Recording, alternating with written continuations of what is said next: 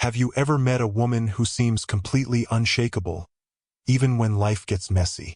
The kind of woman who walks into a stressful situation and somehow stays steady, calm, and clear-headed, while everyone else feels the tension building. If you've ever felt invisible in a room or drained by social chaos, you've probably wondered why some women seem to carry this quiet confidence almost effortlessly. It's tempting to chalk it up to luck or personality, but there's a deeper pattern at work. Real confidence isn't something you put on for others. It's that internal belief that you can handle whatever comes your way and adapt while staying true to yourself. People with this mindset don't just bounce back from setbacks. They interpret those experiences as evidence they can grow and overcome.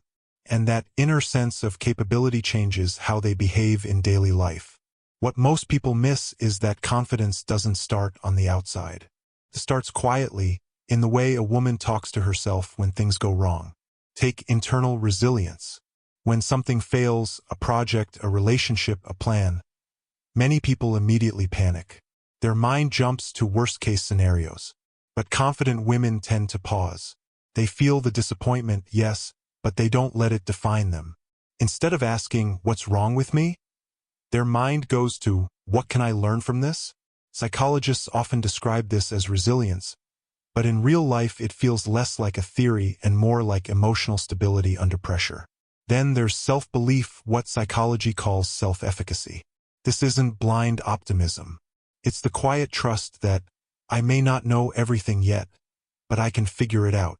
That's why confident women take risks others avoid. Not because they're fearless, but because their past experiences have taught them one important lesson. They can survive mistakes. And that belief changes how they move through everyday life, from speaking up in meetings to making difficult personal choices. And finally, emotional regulation. You'll notice it in tense moments. While others rush to defend themselves or fill the silence, she listens. She gives herself a moment before responding. That pause isn't weakness, it's control. Her emotions don't disappear. They're simply managed. Psychologists call this implicit resilience, but to the people watching, it looks like calm authority.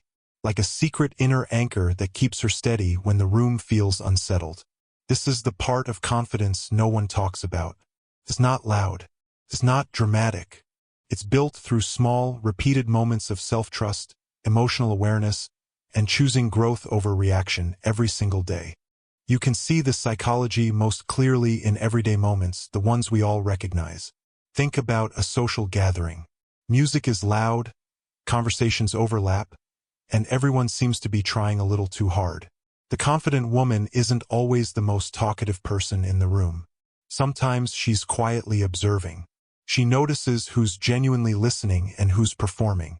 She reads tone, body language, small shifts in energy. When she speaks, it's intentional. And because she understands people, not just words, her presence feels grounded rather than forced. Now look at the workplace. Picture a moment of criticism or pressure. A tight deadline, a blunt comment, a mistake pointed out in front of others. Many people react immediately, either shutting down or rushing to defend themselves. But the confident woman takes a breath. She separates feedback from her identity. Instead of hearing, "You're not good enough," she hears, "Here's information I can use." That mental shift allows her to stay calm, ask questions, and respond with clarity rather than emotion. And then there's authenticity, the quiet kind that shows up in personal choices. She doesn't mold herself to fit every room. If something doesn't align with her values, she's comfortable stepping back, even when it means standing alone. This isn't stubbornness. It's self-knowledge. She knows who she is, what drains her, and what matters most. And that certainty gives her confidence that doesn't need approval to survive. These moments may look ordinary from the outside, but internally, they're powered by self-trust, emotional awareness, and a deep understanding of human behavior. Confidence lives here, in the small decisions, the pauses, and the way someone stays rooted in themselves while the world keeps moving. Here's the part most people get wrong about confidence. It isn't about being flawless, fearless, or always knowing the right answer.